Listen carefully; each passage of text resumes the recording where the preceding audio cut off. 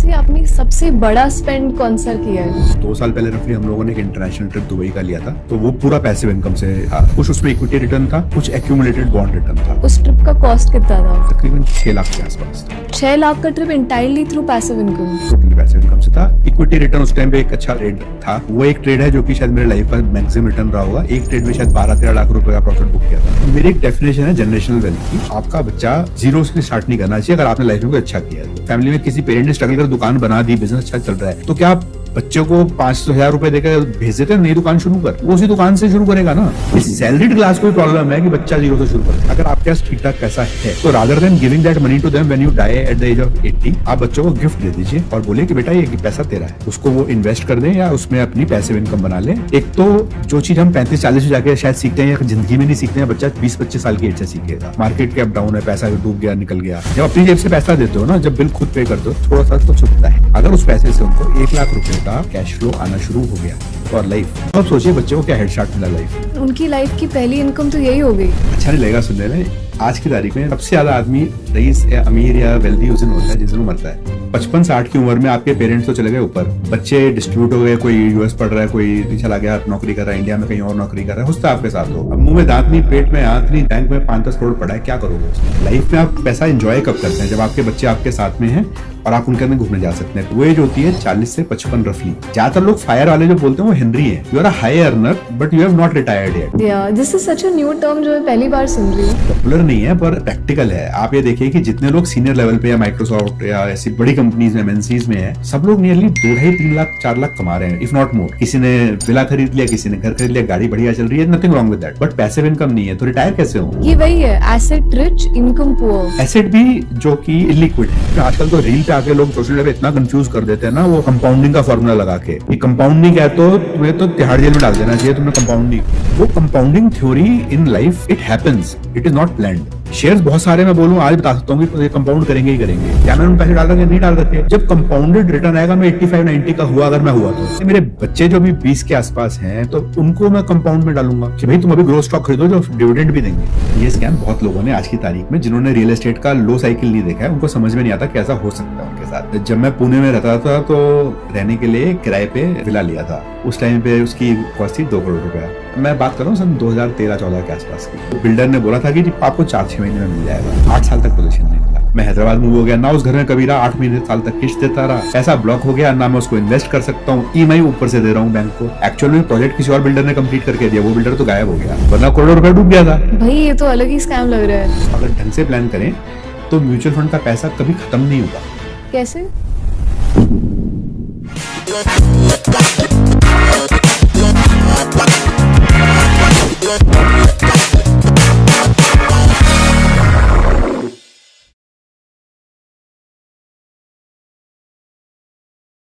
तो ऑडियंस को पहले आप थोड़ा कॉन्टेक्स्ट दीजिए, आप कहाँ से है, आपका बैकग्राउंड क्या है, आपकी करियर ट्रेजेक्टरी कैसी रही है? करियर काफी इंटरेस्टिंग रहा है। Most of my life Delhi में रहा हूँ। दिल्ली में पढ़ते वक्त 2 स्टार्टअप चालू किए थे, एक आईटी में और एक मैन्युफैक्चरिंग में। व्हाट, मैन्युफैक्चरिंग में कॉलेज में होते हुए? हाँ, तो उस टाइम पे कंधे पे पेटियां रख के घूमते थे दिल्ली के अंदर, मटेरियल ला के मैन्युफैक्चरिंग किया, मीटर यूनिट्स को सप्लाई करते थे। That was with my father. तो इंटरेस्टिंग पार्ट था, पढ़ भी रहे थे, काम भी कर रहे थे। आईटी में सॉफ्टवेयर बनाए, कमर्शियल। पहला सॉफ्टवेयर 5,000 रुपये में 95 में सेल किया था। बैचलर्स करने का था, वेंट टू चंडीगढ़ मास्टर्स करने के लिए। अभी आईटी इंडस्ट्री में फॉर्मली काम करते करते इट्स बीन 25 ईयर्स। पिछली 3 जॉब्स में मेरा रोल चीफ टेक्नोलॉजी ऑफिसर का रहा है। I have worked with lot of banks, international bank जैसे मॉर्गन स्टैनले हो गया, बार्कलेज हो गया, हेज फंड्स में काम किया है। तो पूरी जिंदगी टेक्नोलॉजी में काम किया है, but with a overlap on functionality which is banking, BFSI। मेरा स्पेशलाइजेशन इन्वेस्टमेंट बैंकिंग में रहा है, वो मेरा पैशन भी है एंड आजकल मेरा फोकस उस पर ज़्यादा होता है। मेरी फैमिली में पढ़ाई का कल्चर बहुत स्ट्रांग है। पढ़ाई से I would say it is more like continuous learning. मैंने IIM बैंगलोर से फाइनेंशियल रिस्क मैनेजमेंट किया है, करीब 18 महीने का कोर्स था। तो that is equal to MBA finance second year in some ways. उसके अलावा IIM कोझिकोड से मैंने डेटा एनालिटिक्स पढ़ा है। फिर केलॉग्स यूनिवर्सिटी से प्रोडक्ट मैनेजमेंट सीखा है, जो कि आईटी में बहुत काम आता है। आपका खुद का जर्नी भी बहुत इंटरेस्टिंग है, the pivot from IT to now finance, and वो वैसे ही था throughout, I guess because intersection भी उसमें ही था। I am so glad I have the perfect person in front of me जिसके साथ आज हम पैसिव इनकम पे डीप डाइव करेंगे। बट पहले बेसिक से शुरू करते हैं कि पैसिव इनकम एग्जैक्टली है क्या, एंड ये अपने एक्टिव इनकम का कितना परसेंटेज होना चाहिए? अगर आप पैसे को कमाने के लिए उसके लिए कुछ भी काम कर रहे हैं, जिसके कि अगर आपने वो काम नहीं किया तो पैसा नहीं आएगा।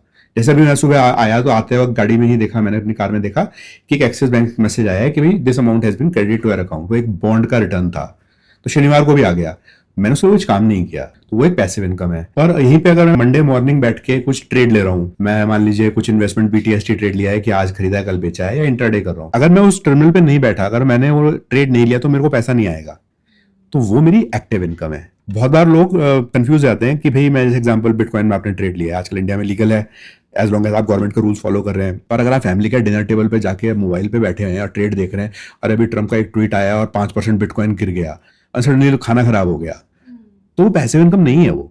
राइट, मतलब अगर रियल टाइम इन्वॉल्वमेंट है आपके टाइम की, आपकी एनर्जी की, then it's not passive income, it is active income. जो आपका दूसरा क्वेश्चन था कितना पैसिव कितना एक्टिव, ये थोड़ा टफ क्वेश्चन है, ये आपकी सिचुएशन पे डिपेंड करता है। जैसे आज के टाइम वैल्यू मनी के हिसाब से अगर कोई भी आदमी अपने रिटायरमेंट को कोई भी अमाउंट डिसाइड करता है, जो मैं अपर मिडिल क्लास की अगर बात करूं तो रफली हर कोई 5 करोड़ से 10 करोड़ की कोशिश करता है आजकल। जब आपके पास एक रीजनल पैसा आ जाता है तो आपके पास ज्यादा से ज्यादा पैसा पैसिव इनकम में जा सकता है। मतलब आपको लाइफ में कितना बड़ा पहाड़ बनाना है, ये मेरे एक फेवरेट टर्म है कि जब आप पैसा कमा के इन्वेस्ट कर रहे हैं तो आप अपने पीछे एक पहाड़ बड़ा कर रहे हैं। कोई भी पर्सन जो अच्छा सक्सेसफुल है वो सबसे ज्यादा वेल्दी या रिच किस दिन होता है? ये सैलरी डे पे डे की बात तो नहीं हो रही? हाँ, सैलरी बढ़ती रहेगी, एक पॉइंट पे आप रिटायर हो जाओगे तो कब होगा? I think towards the end of your life, क्योंकि तब तक आप अक्यूमुलेट कर पाते हो। अच्छा नहीं लगेगा सुनने में, आज की तारीख में सबसे ज्यादा आदमी रईस या अमीर या वेल्दी उस दिन होता है जिस दिन वो मरता है। अब आपको वेल्थ कितनी छोड़ के जानी है अपने बच्चों के लिए, वो आपकी मर्जी। आपने उनकी पढ़ाई लिखाई पे खर्च दिया, अच्छा कर रहे हैं, तो आपको वेल्थ पेट्रो डाउन कर सकती है। होता क्या है कि मैक्सिमम लोग 55-60 की रिटायरमेंट एज सरकार ने तय करी है जो सैलरीड लोगों के लिए है। लोग उसके बाद ही पैसा बढ़ाना बंद नहीं करते। भाई आप कमाओगे कब?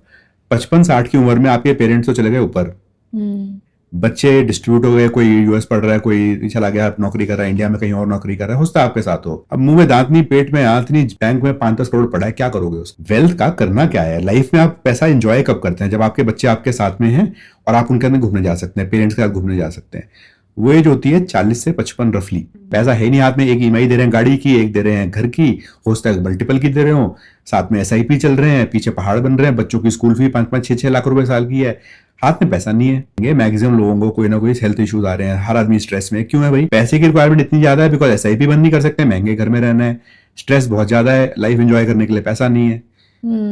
और जब तक वो पैसा बचेगा 50 के बाद, मैक्सिमम लोगों से आप बात करिए, जिन लोगों को reasonable middle class upper middle class की बात करूं तो 50 के बाद पैसे की रिक्वायरमेंट कम होने लगती है। मैक्सिमम लोग जो रीजनेबली सक्सेसफुल हैं, जिन्होंने बच्चों की फीस का या शादी का हिसाब अलग से कर दिया है, जो कि वन टाइम या एडहॉक एक्सपेंसेस बोलूंगा मैं, जो आपके रनिंग एक्सपेंसेस उनके लिए 1,00,000, 1.5 लाख, 2 लाख रुपया बहुत है। बड़ी गाड़ी बड़ी घर की कोई लिमिट नहीं है, आप कितना भी ले सकते। 2 लाख एक अमाउंट पकड़ लेते हैं फॉर वेरी गुड लाइफ, उसके लिए आपको 3 से 4 करोड़ रुपया बहुत है, आइडियली 2 करोड़ भी बहुत है। अगर आप 2-2.5 करोड़ रुपए को ठीक से इन्वेस्ट करें ओवर 2-3 साल धीरे धीरे करके, जिससे कि एक आध मार्केट के अप डाउन निकल जाए, तो उसमें आप 2 लाख रुपए पैसिव इनकम निकाल सकते हैं। जब से मैंने अपना फायर वाला पार्ट मन में एक्सेप्ट किया है कि हाँ भाई पहुंच गया हूं, पैसा मेरा बड़ा है, कम नहीं हुआ है, तो इसलिए इन चीजों को समझना जरूरी है। एक टर्म है HENRY, you are a high earner but you have not retired yet. ज्यादातर लोग फायर वाले जो बोलते हैं वो हेनरी हैं, पैसा अच्छा कमा रहे हैं, रिटायर होने की नहीं सोच सकते। This is such a new term जो मैं पहली बार सुन रही हूँ। पॉपुलर नहीं है पर प्रैक्टिकल है। आप ये देखिए कि जितने लोग सीनियर लेवल पे या माइक्रोसॉफ्ट या ऐसी बड़ी कंपनीज में, एमएनसीज में है, सब लोग नियरली 2.5-3 लाख 4 लाख कमा रहे हैं, if not more. High earner हैं, हो सकता है कुछ करोड़ रुपए कमा भी चुके हो, और पैसिव इनकम तो बनाई ही नहीं।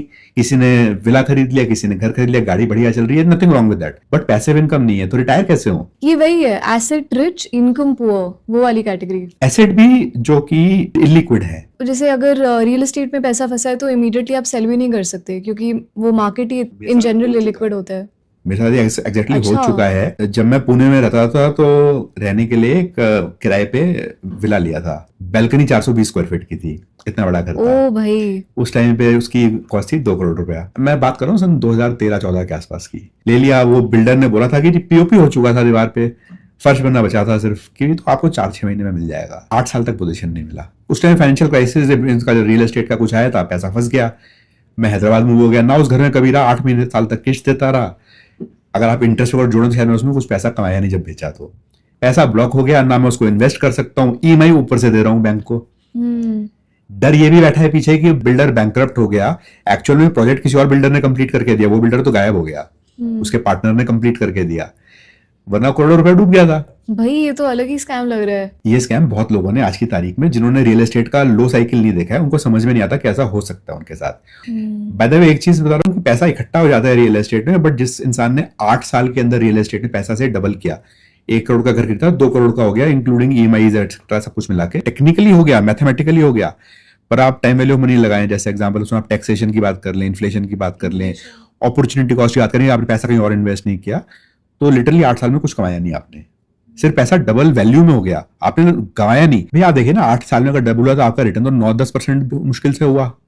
इससे ज्यादा तो कोई भी स्टैंडर्ड म्यूचुअल फंड आपको दे देता है हर साल। एंड अगर हम पैसिव इनकम की बात करें तो वो कौन सी एक्सपेंसेस को कवर कर सकता है एंड कैसे? सारे एक्सपेंसेस कर सकता है। घर के अंदर कुछ होते हैं फिक्स एक्सपेंसेस, जैसे कि किचन के एक्सपेंसेस हैं, मेड की सैलरी, ड्राइवर की सैलरी या कुक की सैलरी, टेलीकॉम एक्सपेंसेस, कुछ एक एडहॉक परचेजेस हो गए, बिजली का बिल, पानी का बिल, टिपिकल बिल यही होते हैं। फिर एक्सपेंसेस होते हैं जैसे एजुकेशन के एक्सपेंसेस, जो कि अगेन एक पॉइंट पे आकर रुक जाएंगे। अगर आप उनके लिए काम नहीं कर रहे हैं, अगर आपने उनके लिए कुछ सोर्सेज बना दिए हैं, सोर्सेज जैसे एफडी हो सकता है, म्यूचुअल फंड हो सकता है, there is a formal instrument called SWP, regular पैसा भी निकाल सकते हैं म्यूचुअल फंड से। अगर ढंग से प्लान करें तो म्यूचुअल फंड का पैसा कभी खत्म नहीं होगा। कैसे? इस बात में हम एग्री कर सकते हैं कि रफली म्यूचुअल फंड लॉन्ग रन के अंदर 14-15% रिटर्न देगा। 12% कंजर्वेटिवली लेट्स चलिए से 12% मान ठीक लेते है। हैं।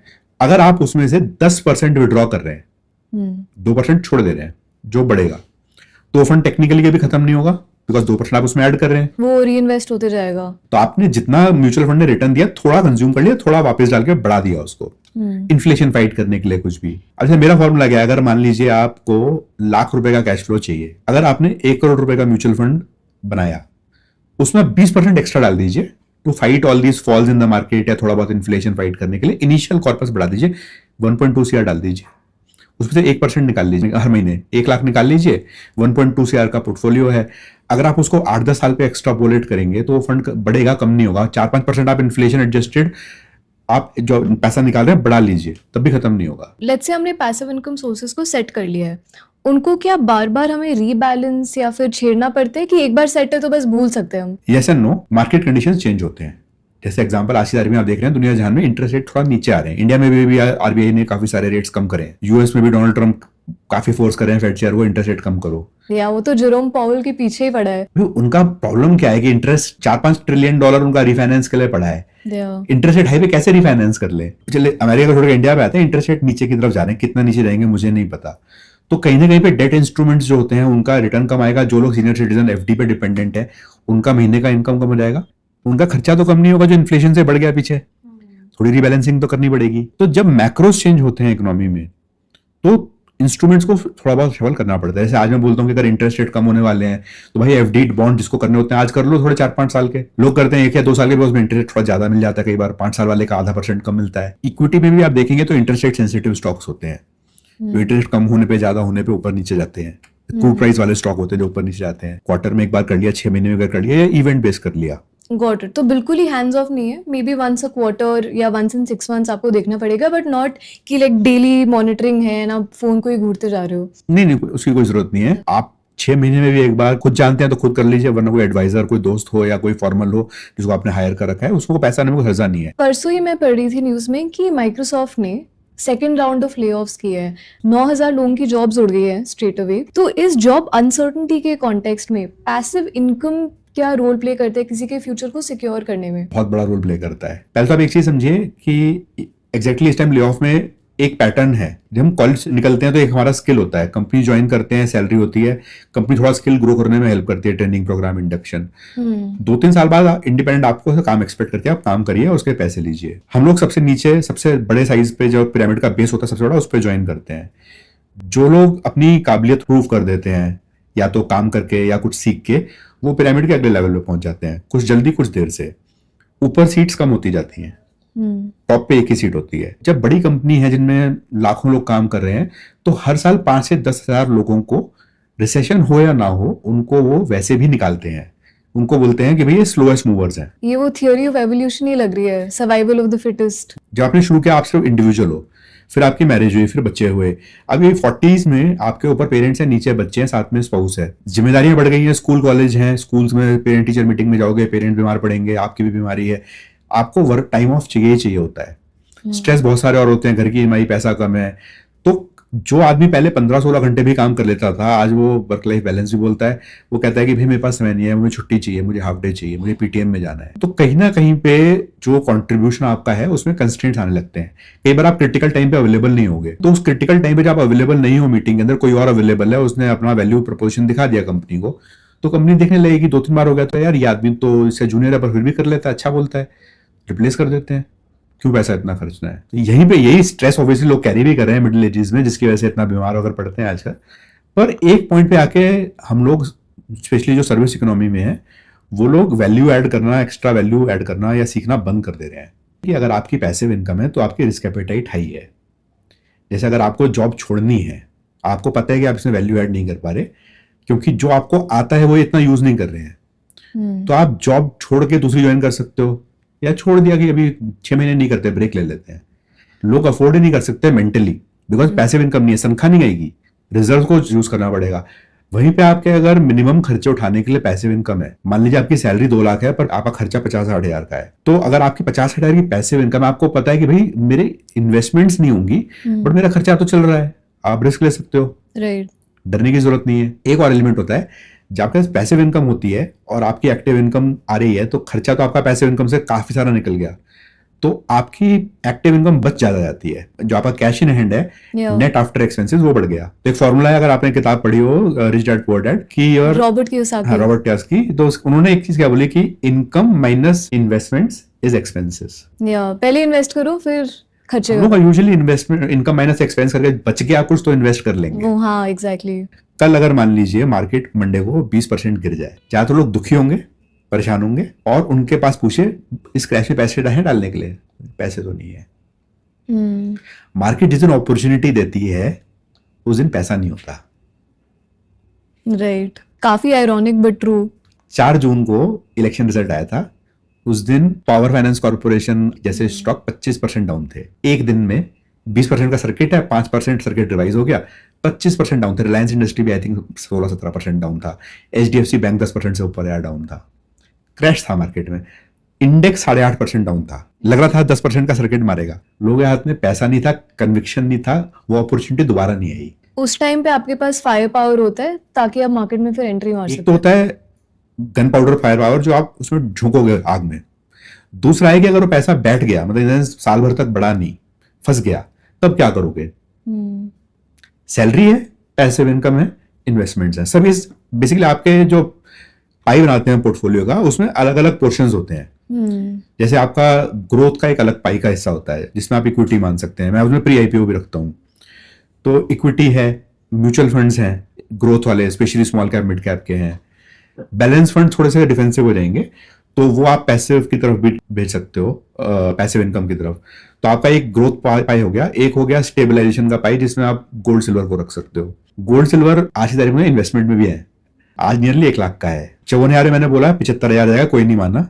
फिर 75,000 मैंने बोला कि ये 1 लाख जाएगा, तब भी कोई नहीं माना। उसके बाद बीच में लास्ट ईयर गवर्नमेंट ने ड्यूटी कट करी थी 7-8% कुछ, तब गोल्ड गिर गया था, तब किसी ने नहीं खरीदा। अगर वो ड्यूटी कटनी होती तो आज गोल्ड 1.10 का था रफली। अभी मैं 1.5 लाख लगता है मुझे जाएगा 1-1.5 साल में। अभी लोग कहते पागल है 1.5 लाख, कौन खरीदेगा 1.5 लाख। ऐसे एक है आपका रिस्क वाला पोर्शन आता है, इसमें स्मॉल कैप्स हो सकते हैं, स्मॉल कैप फंड्स भी होते हैं, स्टॉक्स भी होते हैं। फिर कहीं भी रियल एस्टेट भी एक पाई में डाल सकते हैं आप, जो कि स्लोली मूव करता है, बट अगर आप 20-25 साल रखेंगे तो कंपाउंड कर जाएगा। Actually this leads me to my next question कि ऑडियंस के अंडरस्टैंडिंग के लिए आपका पोर्टफोलियो का साइज कितना है एंड उसका परसेंटेज वाइज ब्रेकअप कितना है? जैसे मैंने आपको पैसिव इनकम बताया था कि काफी सारी पैसिव इनकम बॉन्ड से एफडी से आती है। सो बॉन्ड अप्रोक्सीमेटली मेरे पोर्टफोलियो में भी 20% हिस्सा है। This will keep on going up. मेरी एज 50 क्रॉस कर रही है, जैसे मैंने पहले बताया था, तो मेरी रिस्क एपेटाइट मैं रिड्यूस कर रहा हूँ, जानबूझ के कर रहा हूँ। ये नहीं कि मुझे इक्विटी में प्रॉब्लम है, बट मुझे पहाड़ उतना बड़ा चाहिए नहीं। बॉन्ड में एनबीएफसी बॉन्ड लेता हूँ टिपिकली, जिनका rate pre tax around 11% average रहता है। एफडीज बहुत लोग आजकल पसंद नहीं करते हैं, पर मैं करता हूँ। एफडीज तकरीबन होंगी मेरे पास में 15 से 20% एफडीज भी होंगी,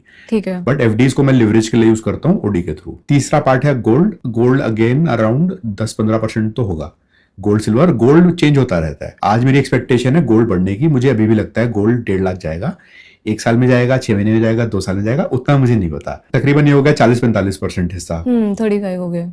कुछ पैसा अभी भी पीएफ में है, वाइफ ने अभी तक विड्रॉ नहीं किया है। 50-55 के आसपास पहुंच जाएगा इतने में, थोड़ा मिसलिनियस मान लीजिए। बाकी वेरियस फॉर्म्स ऑफ इक्विटी में है। इक्विटी के वेरियस फॉर्म इसलिए बोल रहा हूँ, मैक्सिमम लोग म्यूचुअल फंड से शुरू करते हैं, मैंने इक्विटी से शुरू किया था। ओके। तो तकरीबन 15 साल इक्विटी में रहने के बाद में अब मुझे लगता है कि शायद म्यूचुअल फंड वालों के पास में मुझसे ज्यादा न्यूज अपडेटेड रहती है। कई बार मुझे पता नहीं चलता है, जैसे कल आपने देखा हो तो कुछ एक स्टॉक्स जब जेन स्ट्रीट को बैन किया तो धम से गिर गए।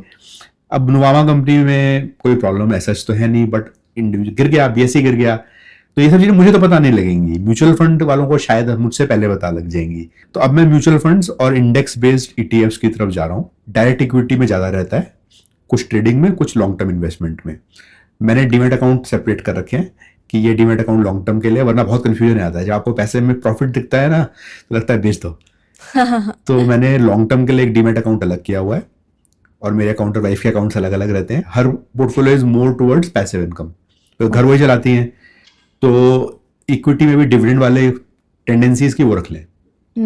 तो दोनों की थीम अलग अलग रहती है। मेरी एग्रेसिव ग्रोथ की ज्यादा रहती है, जैसे प्री आईपीओ में अपने पास रखता हूँ। प्री आईपीओ जैसे भी आपने एचडीबी फाइनेंशियल देखा होगा, लाइव गया था, करेक्ट। तो मेरे उसके प्री आईपीओ शेयर्स थे जो कि रफली 550-600 के दाम पे थे। मेरे पास अभी भी एनएससी के शेयर्स प्री आईपीओ में रखे हुए हैं, तो उसकी खरीद रफली शायद 1200-1300 रुपए, भी ग्रे मार्केट में 2300-2400 चल रहा है दाम। टाटा टेक्नोलॉजीज था मेरे पास में, इक्सिगो था मेरे पास में, और भी काफी सारे हैं। तो रिस्क वाले पोर्टफोलियो काफी सारे पीआईपी में मेरे पास रहते हैं। कुछ एक और small cap mid cap type हैं, वो मेरे पास रहते हैं।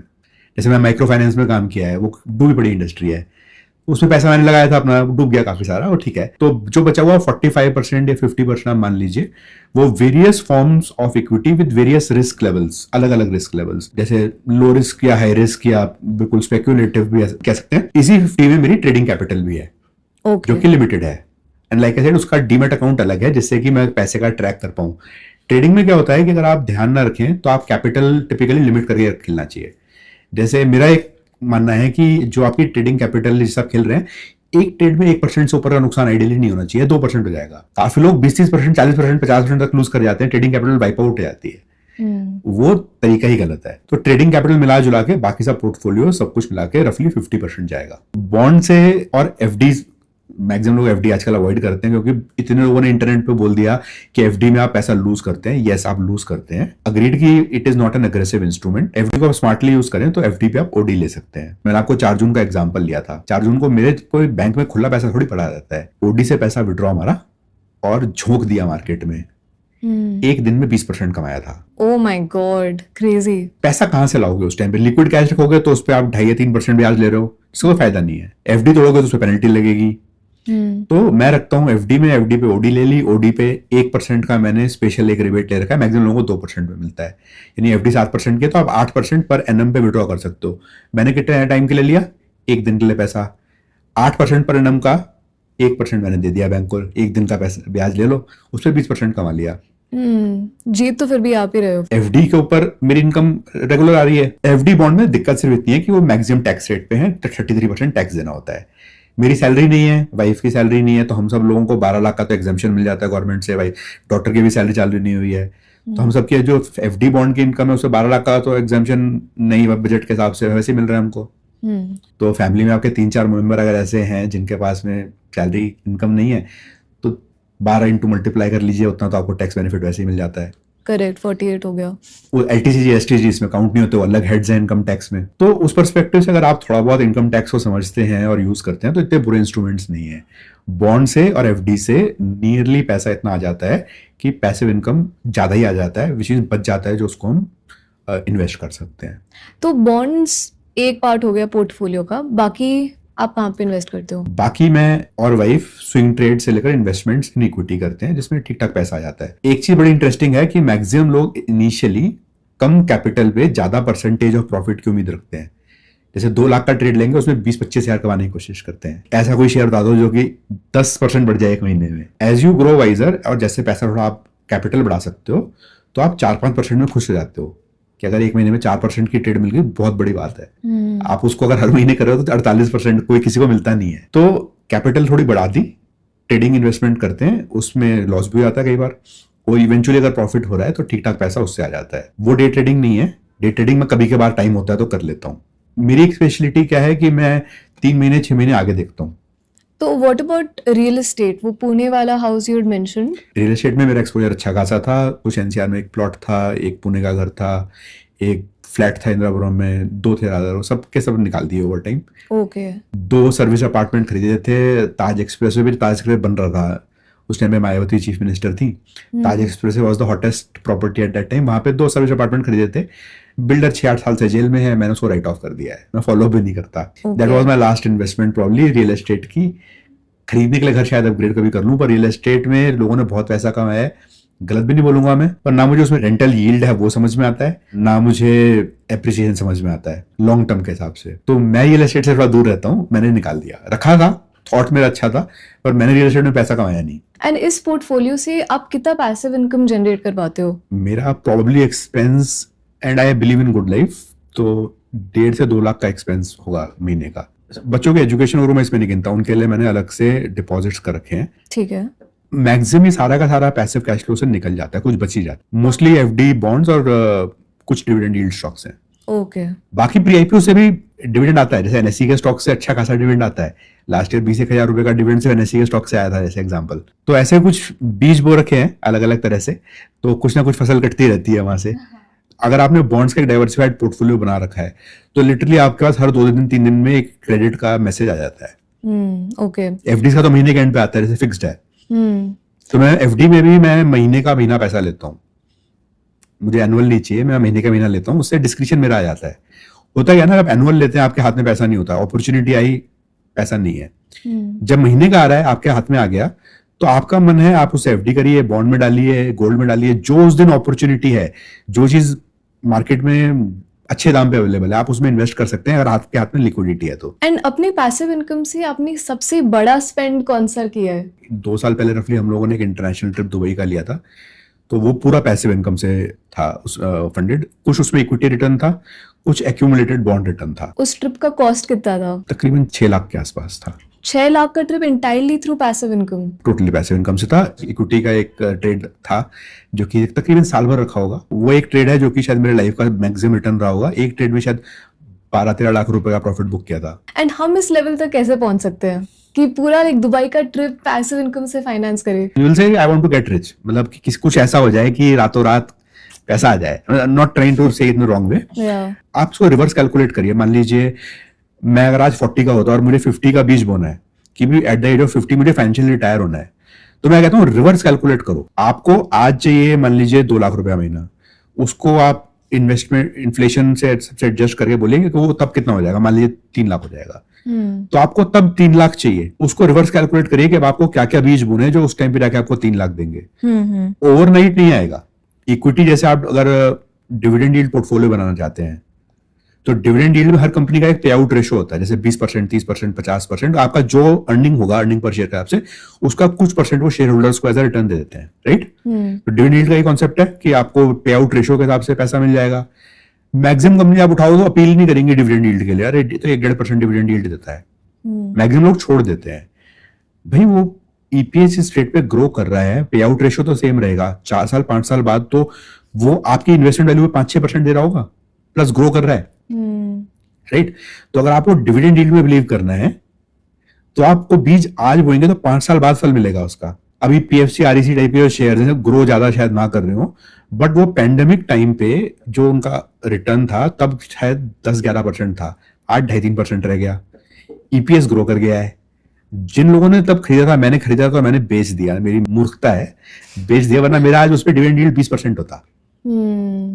मैंने बेच दिया, मैंने कहा दोबारा खरीद लूंगा, मौका ही नहीं लगा, शेयर 4 गुना हो गया और डिविडेंड यील्ड रह गया 3%। एंड आज की डेट पे आपके इंश्योरेंस का कवर कितना है? इंश्योरेंस का तो कॉन्सेप्ट लोग समझते नहीं है। इंश्योरेंस अर्निंग मेंबर की होनी चाहिए। मेरा कवर रफली 6 करोड़ के आसपास का है, 6 करोड़ लाइफ इंश्योरेंस का, 4% नॉर्मल का, एक्सीडेंटल तो 2 करोड़ एडिशनल।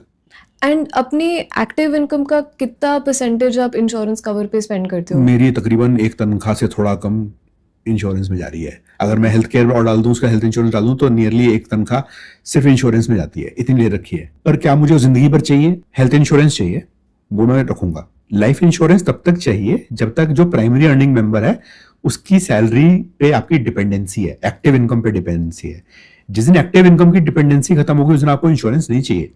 इंश्योरेंस एक्सपेंस है, रिस्क मैनेजमेंट है, वो इन्वेस्टमेंट नहीं है। पैसिव इनकम से मैं उसको पे करता हूँ। एश्योर्ड इनकम है तो आप मे भी डाल सकते हो कि फ्यूचर में इतना आएगा एश्योर्ड वैल्यू को। That is going to be very less compare to जो आपको बाकी इंस्ट्रूमेंट से मिल जाएगा। ये मैं 100% बोल रहा हूँ। That's the point I was trying to make कि अगर किसी के पास पैसिव इनकम है देन इंश्योरेंस की जरूरत शायद ना हो, जैसे आपने कहा, बिकॉज इनकम रिप्लेसमेंट का स्कोप ही नहीं है ना। सबसे ज्यादा इंश्योरेंस कब चाहिए होती है? जब आपकी फैमिली आप पे डिपेंडेंट है। जैसे आप 30 इयर्स के हो और आपका पेरेंट्स रिटायर्ड है, आपकी पूरी फैमिली आप चला रहे हो। आपके पेरेंट्स, उनकी हेल्थ केयर, स्पाउस, बच्चे, बच्चों की future education till college graduation, सबसे ज्यादा लंबा सफर आपको तब तय करना होता है when the kid is just born. Living expenses पहले 5 साल के नर्सरी केजी के से लेकर 12वीं तक। आज की तारीख में मेट्रो सिटीज में, you live in Bangalore right? तो बैंगलोर बैंगलोर में एक रीजनेबल स्कूल 4 से 5 लाख रुपए साल का मिनिमम होगा। ज्यादा वाले बहुत होंगे, इससे कम वाले कम होंगे। ओके। हैदराबाद में अच्छे स्कूल भी मेरी जो बेटी स्कूल में आती है उसमें करीब 6-7 लाख की फीस है साल की। पर 2 बच्चे हैं तो लगा लो अब कितना जाएगा, महीने का 70-80 हजार तो उसी में जा रहा है। इंश्योरेंस चाहिए। If the main earning member dies, उसका स्पाउस कहां से बच्चे को पढ़ाएगा? क्या लेवल करा देगा? गवर्नमेंट स्कूल में भेजेगा? कि इन्फ्लेशन एडजस्टेड एजुकेशन एक्सपेंस है, हेल्थ केयर है, लिविंग एक्सपेंस, सब लगा लो कितना चाहिए? कम से कम 10 से 20 साल का सस्टेनेंस चाहिए at the age of 30। And आपका preferred source of passive income कौन सा है? चेंज होता रहता है मार्केट कंडीशंस के हिसाब से। जैसे अगर मैं पेंडेमिक में वापस जाना चाहूँ, नहीं जाना चाहूंगा पर अगर गया तो I would buy truck loads of dividend yield stocks. कचरे के दाम पे बिक रहे थे जितने इंडियन ऑयल कॉर्पोरेशन के स्टॉक्स हैं, आईओसी के, और ये कंपनियां यूजुअली 8-10 साल तक तो मुझे बंद होती नहीं दिखती। आरईसी, पीएफसी, कोल इंडिया, जितने आप पीएसयू कोई सा उठा लो, आज की तारीख में सबके सब in excess of 10% dividend yield दे रहे होते हैं। मैंने तब खरीदे भी थे। एक इंडियन बैंक का स्टॉक है, आज 5% डिविडेंड देता है। मैंने उस टाइम पे 40,000 शेयर खरीदे थे उसके। उस टाइम पे उसका दाम शायद था 70-80 रुपया। मैंने 120-130 में बेच दिया। आज वो शेयर ही 500 रुपए का है। ओह गॉड। मैं उसी शेयर में रिटायर हो गया होता। आज बॉन्ड यील्ड्स 12% के आसपास है और नीचे गिरने वाला है रेट।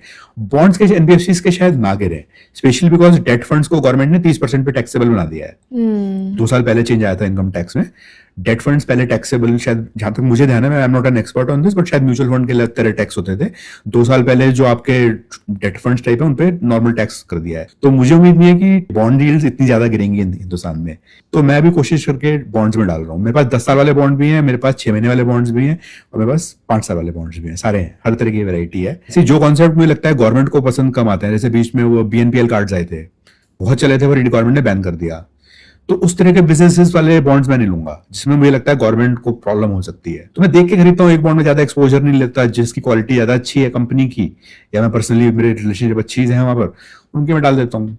एंड जो पैसे आप पैसिव इनकम के थ्रू कमा रहे हो उसकी टैक्स की प्लानिंग आप कैसे करते हो? बहुत अच्छा क्वेश्चन है, बिकॉज 2 एलिमेंट है इसके। एक तो मैक्सिमम लोग पूरी जिंदगी टैक्स बचाने में बिता देते हैं। मैं चाहता हूं मैं फाइनेंस मिनिस्टर को साल का 1 करोड़ रुपए का टैक्स दूं।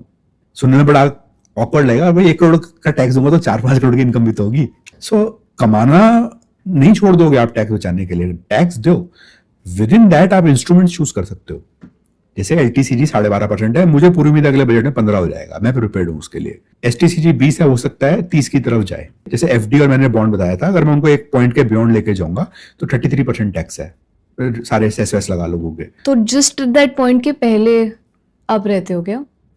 सो दैट आपको टैक्स इतना मैं दिमाग नहीं लगाता फ्रेंकली, जो आउटकम मैं दे देता हूँ, बट ये सेंसिटिव रहता हूँ कि सारा पैसा एफडी बॉन्ड में भी नहीं डालूंगा, वरना टैक्स बहुत ज्यादा हो जाएगा। एलटीसीजी, एसटीसीजी आज की तारीख में अलग सेक्शंस हैं, उनको बढ़ा लो। जितनी इनकम, अगर मेरी पैसिव इनकम जैसे आज ठीक ठाक आ रही है, तो अब मुझे उसको बढ़ाने की जरूरत नहीं, सिर्फ मेंटेन कर सकता हूँ। जो टैक्स आएगा दे दूंगा कि madam FM please, this is your money, take it. एक पॉइंट के बियॉन्ड ना आप टैक्स बचा सकते, ना आप सेविंग कर सकते। आपकी अर्निंग का पोटेंशियल अनलिमिटेड है। मैक्सिमम एनर्जी अर्निंग में या अर्निंग की कैपेबिलिटी बढ़ाने में लगाइए। अगर आपको रिटायर होना है, गोल 50 का है, तो 45 पे एसडब्ल्यूपी बनाना शुरू करिए धीरे धीरे। 5 साल में एवरेज आउट हो जाएगा सारे, कुछ एक पीक्स एंड ट्रफ्स उसमें एवरेज आउट हो जाएंगे।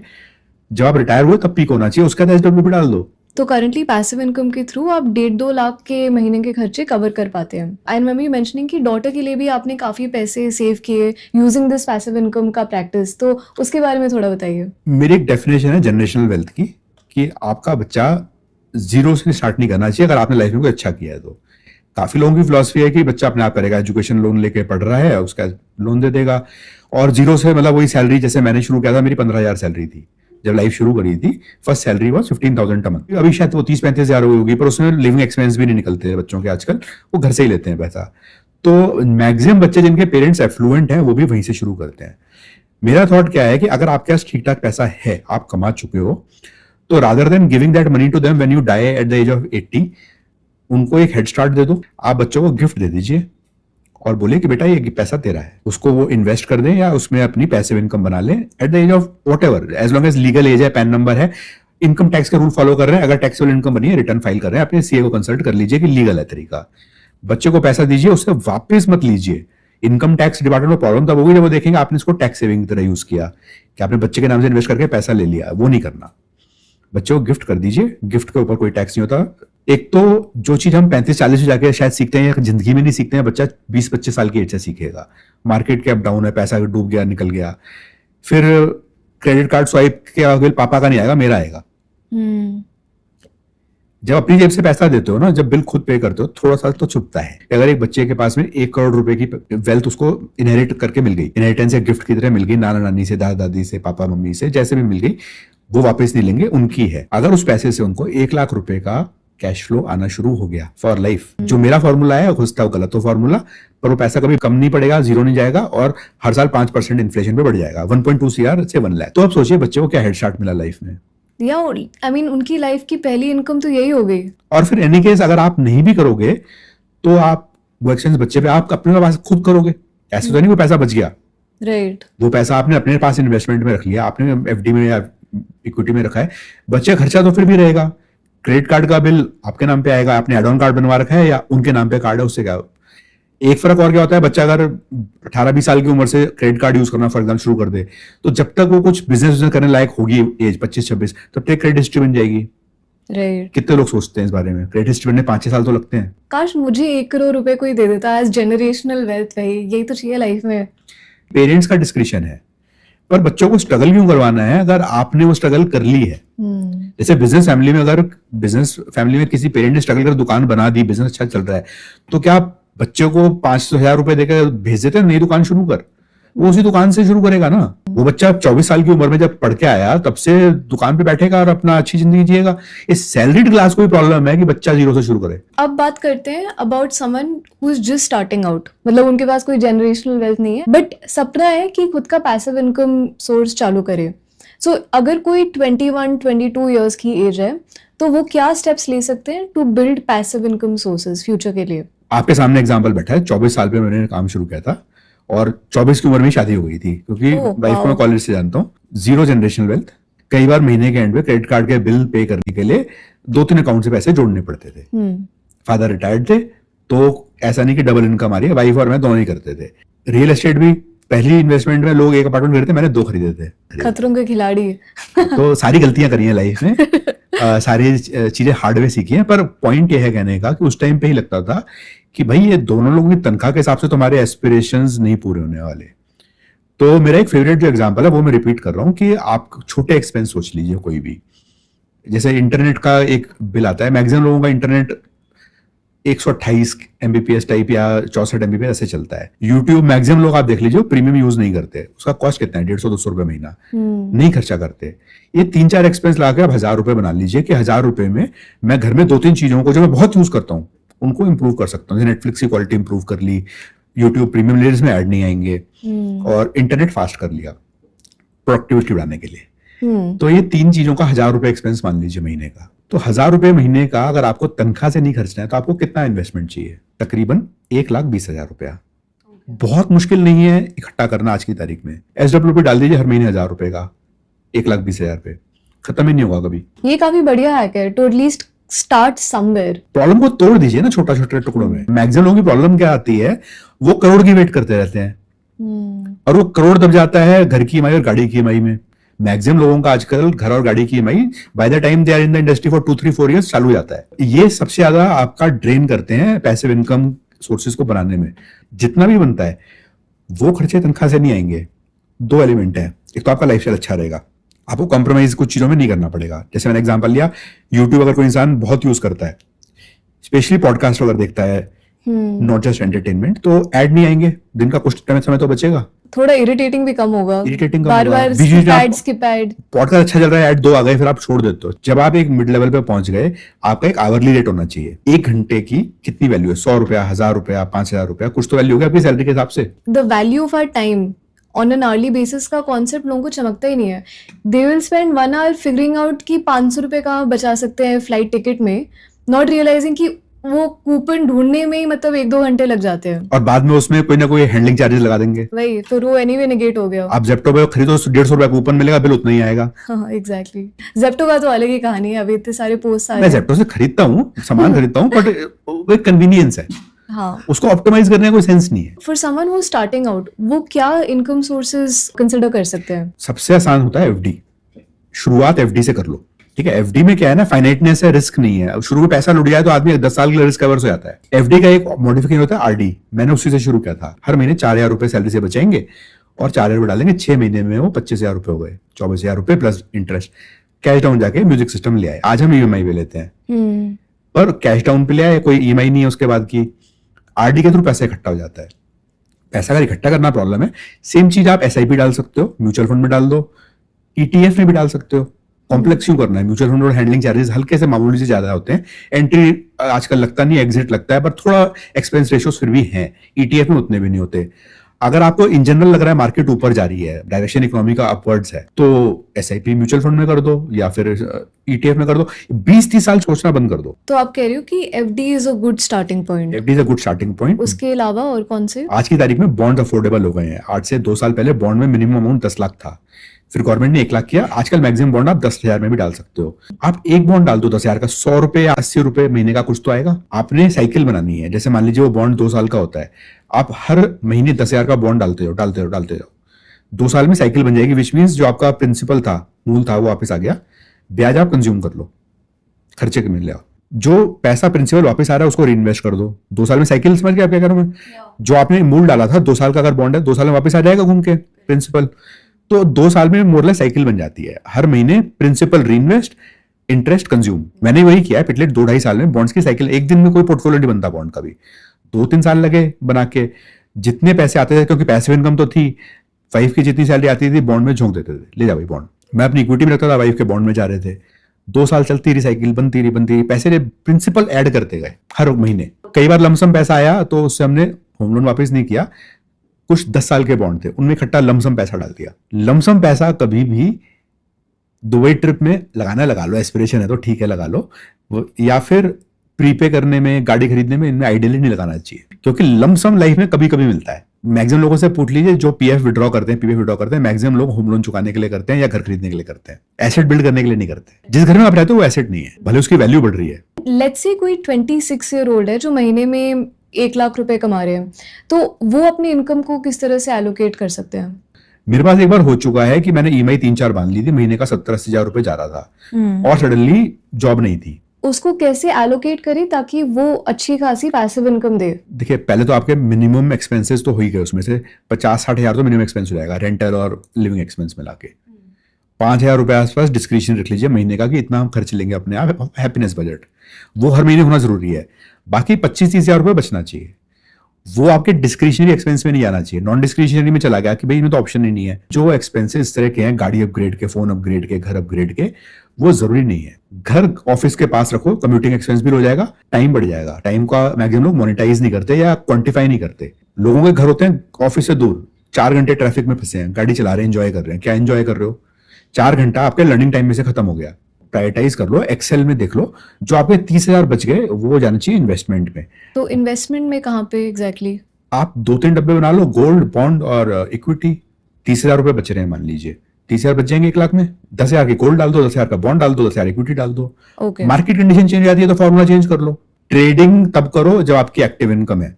मैक्सिमम लोग आजकल पैसिव इनकम और ट्रेडिंग में कंफ्यूज हो जाते हैं। उनको लगता है कि वर्क फ्रॉम होम के टाइम पे बीच में 2 घंटे जाके एफएनओ खेल लिया, पैसिव इनकम होगी। पैसिव इनकम नहीं है, एक्टिव इनकम है। और बीच में अगर एक कॉल आ गई तो ट्रेड चौपट हो जाएगा, नुकसान हो जाएगा। किसी भी घर को रेंट पे देना, that is a source of passive income जो मतलब सदियों से चला आ रहा है। आज के डेट में कितना इफेक्टिव मेथड है? आपकी एज, रिस्क, एपेटाइट डिपेंड करता है। पुश्तैनी घर है जिसमें लिटरली की लागत कुछ है नहीं, उसमें से अगर आपकी इतनी इनकम आ जाती है कि आपका खर्चा निकल रहा है तो कोई प्रॉब्लम नहीं है। पर अगेन वही एग्जांपल, अगर आपके 40, 50, 60 जो भी है, you will die with a 10 CR 20 CR property में भी ज्यादा। पुश्तैनी घर अगर है तो उसकी वैल्यू उसका करोड़ों में इतनी हो, स्पेशली अगर दिल्ली या बैंगलोर ऐसी जगहों पे कहीं पे है, मेट्रो में है, बहुत होगी। मोनेटाइज कर लो, एक बढ़िया अपार्टमेंट में रह लो, बाकी पैसा एफडी में डाल दो। राइट। तो बेसिकली अगर इनहेरिटेड हाउस है then it make sense, but अगर खुद आप रियल एस्टेट इन्वेस्टमेंट कर रहे हो for that purpose of rental income, फिर इट डजंट मेक सेंस। जी, मनी इज मनी। किस फॉर्मेट में रख रहे हो, किस एसेट क्लास में रख रहे हो, वो अलग बात है।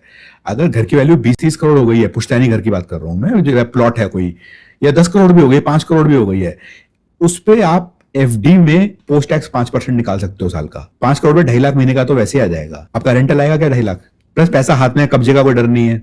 कई एक्सपर्ट्स ये भी कह रहे हैं कि REITs are like blue chip stocks for passive income seekers. That is because you are getting income now. आप पिछले 2 साल के प्रेसिडेंट में चल रहे हैं, उसके पहले रीट नहीं थे, उसके बाद क्या होगा पता नहीं। तो do you think that is true, या फिर मतलब ये तो बस सोशल मीडिया की बात है? मान के चलिए रीट में पैसा डाला, उससे थोड़ा डूब जाए।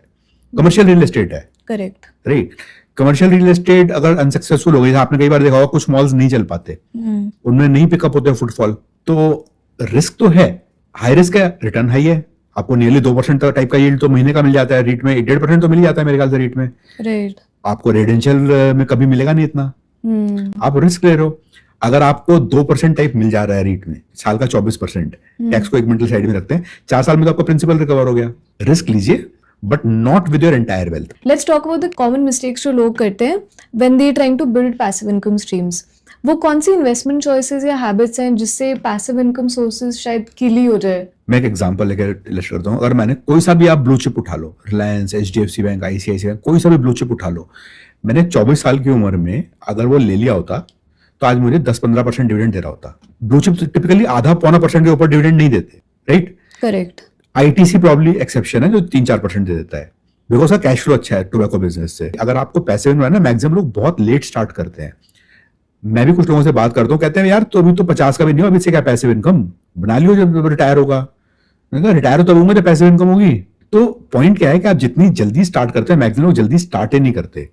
उनको लगता है कि पैसिव इनकम से पैसा निकाला तो ग्रो नहीं होगा। इन सम वेज यस, बट अगर आप ग्रोथ स्टॉक में डाल रहे हो, मैं सिर्फ नाम एग्जांपल के लिए ले रहा हूँ, not as a recommendation. HDFC AMC का स्टॉक उठा लीजिए, 3-3.5% डिविडेंड यील्ड है अंदाजन, जहां तक मुझे ध्यान है। तो अगर वो स्टॉक मैंने लेके, वो ग्रोथ स्टॉक है, पैसा बढ़ रहा है, यस, उसका EPS तो बढ़ रहा है। इंडिया में ग्रोथ स्टोरी है, लोग स्टॉक मार्केट में पैसा कंटिन्यूसली लगा रहे हैं, SIP बढ़ रहे हैं। एंड फॉर मैटर कोई भी AMC उठा लीजिए, सबका ग्रोथ स्टोरी है। हिस्ट्री देख लीजिए, फ्यूचर भी ठीक ठाक लग रहा है। फ्यूचर चेंज होता है तो यू कैन स्वैप। जरूरी थोड़ी है कि 20 साल की SIP तो की नहीं आपने, फिक्स की कर ले, डालना है। उस स्टॉक में जो 3% आज मैं आज पैसा डालता हूं, तो क्या 5 साल बाद वो 6% हो जाएगा? मोस्ट प्रोबेबली हो जाएगा। 10 साल बाद कितना हो जाएगा? शायद 10% हो जाएगा। हम लोग ग्रोथ और इन सब मोड में कंफ्यूज इतने हो जाते हैं, और बीच बीच में आजकल तो रील पे आके लोग सोशल मीडिया पे इतना कंफ्यूज कर देते हैं ना, वो कंपाउंडिंग का फॉर्मूला लगा के। ये कंपाउंड नहीं किया तो तुम्हें तो तिहाड़ जेल में डाल देना चाहिए, तुमने कंपाउंड नहीं किया। तो जिसने कंपाउंडिंग नहीं की उसको गिल्ट के मारे मरा जा रहा है, अरे यार मैंने तो कंपाउंड नहीं करा पैसा। वो दैट इज ट्रू। वो compounding theory in life, it happens, it is not planned. Shares बहुत सारे मैं बोलूं, आज बता सकता हूँ कि कंपाउंड करेंगे ही करेंगे। क्या मैंने उन पैसे डाल रखे? नहीं डाल रखे। जब कंपाउंडेड रिटर्न आएगा, मैं 85-90 का हुआ, अगर मैं हुआ तो आई वुड अदर से मेरे बच्चे जो भी 20 के आसपास हैं, एक 21 है, एक अभी 17 है, 16 है, तो उनको मैं कंपाउंड में डालूंगा कि भाई तुम अभी ग्रोथ स्टॉक खरीदो जो डिविडेंड भी देंगे। मैं एक वॉरेन बफेट और चार्ली मुंगर को बहुत मानता हूँ। उनकी एक थ्योरी है कि जो स्टॉक डिविडेंड देता है उसमें पैसे नहीं डालते। मेरे को भी थोड़ा डिविडेंड चाहिए, जीरो डिविडेंड वाले स्टॉक नहीं चाहिए। और कौन से टिपिकल एरर्स होते हैं? एरर्स में एक SWP कॉन्टेक्स्ट में बताता हूँ, जिसका मैंने एग्जांपल लिया था। While it is a fantastic instrument, कई बार क्या होता है कि हम स्टार्ट करते हैं at the stock market peak. उस टाइम पे आपने जो भी इंस्ट्रूमेंट लिया, म्यूचुअल फंड हो या इक्विटी हो या डिविडेंड यील्ड हो, कुछ भी हो, द वैल्यूज, एनएवीज एटसेट्रा या stock price are very high. तो कई बार क्या होता है, आपने वेल्थ काफी लमसम में इन्वेस्ट कर दी एंड मार्केट एकदम से गिर गई। तो literally you are starting with 70-80% of your wealth, not 100% of your wealth. तो इसीलिए if you are planning to retire या थोड़ा सा पैसिव इनकम पाने का सोच रहे हैं, तो do it over some time. Lump sum डालना is not that great idea if that is the last one that you will put. अगर आप रिटायर हो रहे हैं for example, that's the last big instalment. जैसे पीएफ निकाला है तो सारा पैसा एक बार में इक्विटी में मत डालो, थोड़ा स्पेस आउट करके डालो। That's a mistake many people do. Bonds में डाल दो, जैसे example safety AAA bond government के हैं, वो डाल दो, उनमें थोड़े अलग अलग मैच्योरिटी ले लो, साल भर की, 15 महीने की, ऐसे 2-3 महीने में आते जाएंगे, वो डालते जाओ उसका इक्विटी में धीरे धीरे स्पेस आउट करके। But always have your description कि अगर मार्केट एकदम से टैंक कर गई, गिर गई 20-30%, एनएवी का रफली महीने 2 महीने एक बार चेक कर लो, अगर वो काफी गिर गया है तो एक लमसम डाल दो, भले ही वो जब रिकवर हो जाए उतना पैसा वापस निकाल लो। I mean if you don't want कि उसमें एक्सेस पैसा जाए, तो अगर ऑलरेडी आपका पैसा बढ़ते बढ़ते 5-10 लाख हो गया है और वो गिर के एकदम सडनली 10 लाख से 8 लाख आ गया, 20% गिर गया, आप लमसम 5 लाख रुपए डाल दो उसमें इफ यू हैव, और जब वो 12-13 हो जाएगा 5 लाख वापस निकाल लो। But then you bought the unit at a very low level, तो उससे आपका SWP बहुत सुपर चार्ज हो जाता है, लो लेवल पे खरीद लिया। तो 2-3 दिन पहले ही किसी ने पूछा कि तुमने क्या खरीदा, मैंने बोला मैंने याला बैंक खरीदा, उन्होंने भी खरीद लिया। अभी मार्केट गिरी तो 2% डाउन है यार, you bought for long term right, to create wealth. Market में if you can't stand 2% down on a day, then you don't belong here. Wow, yeah, that's a very good point. Passive income को build करते समय वो कौन से risk है जो हमें ध्यान में रखने चाहिए? एक बड़ा रिस्क है टैक्सेशन लेवल्स चेंज। जैसे अभी टैक्स रेट सारे LTC GST चेंज हुए थे, डेट फंड्स का क्लासिफिकेशन चेंज हुआ था। So you might have created कि भाई फ्यूचर मुझे इससे इतना पैसा आएगा, बट उसमें से टैक्स बढ़ गया अगर, तो सडनली 10-20% गायब हो जाएगा बिकॉज टैक्स रेट चेंज हो गए। और रियलिटी है, देश में इतना पैसा नहीं है अभी कि गवर्नमेंट का एक्सेस हो। इंटरेस्ट रेट रिस्क बहुत ज्यादा होता है, specially for people who rely a lot on FD। ये सीनियर सिटीजन के लिए बहुत ज्यादा है। FD का रेट गिरा, इनकम गिर गई, कुछ नहीं कर सकते आप। ऐसे अगर स्लैब चेंज हो गया कि आपकी इनकम मान लीजिए 12 लाख तक एग्जेम्प्ट है, अगर वो गिरा के 10 लाख कर दी तो सडनली आपका टैक्स बढ़ जाएगा। इक्विटी में आपने पैसा डाल रखा है, अगर मान लीजिए उस कंपनी का एक बैड साइकिल आ गया, तो जब कमाएगी नहीं तो डिविडेंड कैसे देगी? तो जैसे बीच में आपने देखा होगा तो ऑयल पहले बढ़ा था, फिर गवर्नमेंट ने उस पर विंडफॉल टैक्स लगा दिया। अब विंडफॉल टैक्स लग गया, फिर इलेक्शन आ गया, विंडफॉल टैक्स कम नहीं हुआ। तो 2 साल का पीरियड ऐसा आ रहा है जब ऑयल कंपनीज की, भले वो प्रोड्यूसर्स हों या डिस्ट्रीब्यूटर रिफाइनर्स हों, जैसे ONGC अगर प्रोड्यूसर्स हैं ENP, और उसके नीचे रिफाइनर्स है, डिस्ट्रीब्यूटर है IOC, BPCL, HPCL, दोनों का अलग अलग स्टाइल है काम करने का। अब क्रूड महंगा था तब भी पिट गए, क्रूड सस्ता हुआ तब भी पिट गए, तो डिविडेंड कैसे देंगे? IOC used to give 8-10% dividend, अभी वो 2-2.5% दे रही है।